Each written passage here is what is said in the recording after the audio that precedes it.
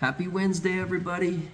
Good to see you. I'm actually coming to you today live from my mother's hospital room. She's been up against it recently and been in the hospital quite a few days. So working on getting her back to good health. I won't play her dirty and put her on film, but or point the camera in her direction, but she's just right over here taking all this in. So I just wanted to talk to you a little bit today about responding to adversity.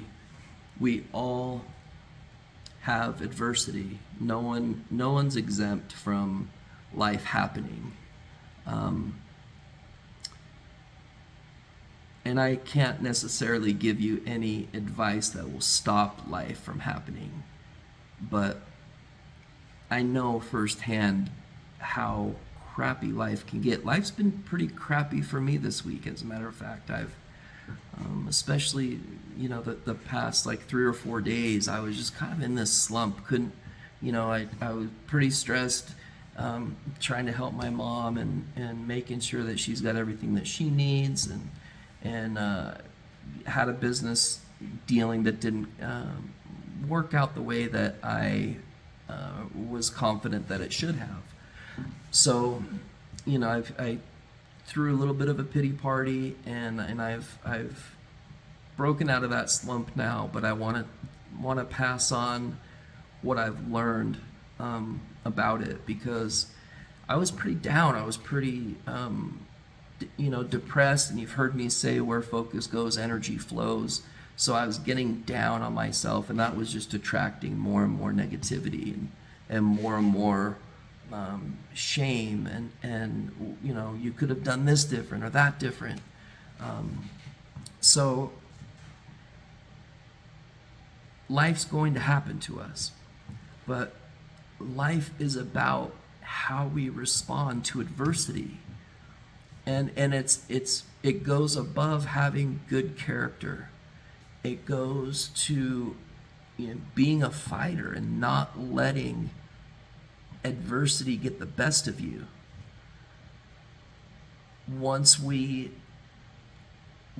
aware enough to realize that we're in a slump, then it's really important that we talk to another person, that we kind of tell on ourselves, hey, I'm in a rut. There's no getting away. There's no getting around this.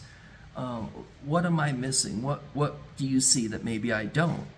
That's where mentors and people that we can look up to and keep around us close enough that we can at least make a phone call and say, hey, I'm in this slump.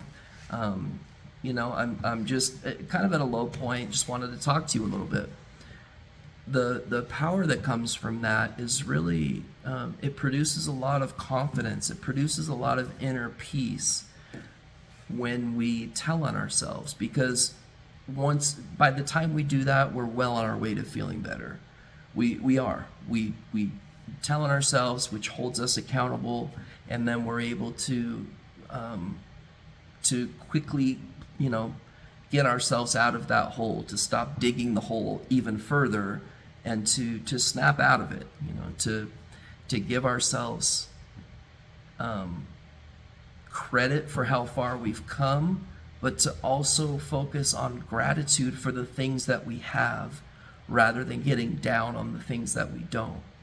So I think a nightly gratitude prayer is really helpful, and it doesn't have to be like a God-based prayer. It can just be like an audit. It can just look like this, Man, I'm grateful for good friends. I'm grateful that server at the restaurant was extra kind. I'm grateful that person let me in during that traffic jam. I'm grateful for my health. Yeah, it sucks that my mom's in the hospital, but I'm grateful that she's alive. So it's a mindset shift when life hits us. And we can do really special things relative to how we respond to adversity. I was just talking to a friend before I came into the hospital to see my mom. He's a professional athlete, and man, it was just it was great talking just about the little things that we're grateful for. Like he always drove around this like POS truck that it was old like 10 years ago, and he's a professional athlete, could afford way more, but he just recently got rid of that old kind of dumpy truck and got this really nice one. And so we just talk about how lucky we are to be where we're at. You know, he was talking about how grateful he is to be a professional athlete and to have that affiliation with, you know, with the best league in the world, and striving to be the best at something. So we need to surround ourselves with good people. We need to work on us when times are good, so that we can better respond to life when times are bad. And it's that preparation when, you know, you don't think you need to work on yourself that day, or you could get away with not saying your prayers, or you can, you know, cut corners here, cut corners there. Cumulatively and over time, that thinking gets us in a rut. So we increase our awareness, we tell on ourselves, which gives us accountability, and then we start looking for ways that we can be grateful, and things we can be grateful for, people we can be grateful for, situations we can be grateful for, and learning, being grateful for the ways that we can learn. Like, we have a digital encyclopedia anytime we want it through Google.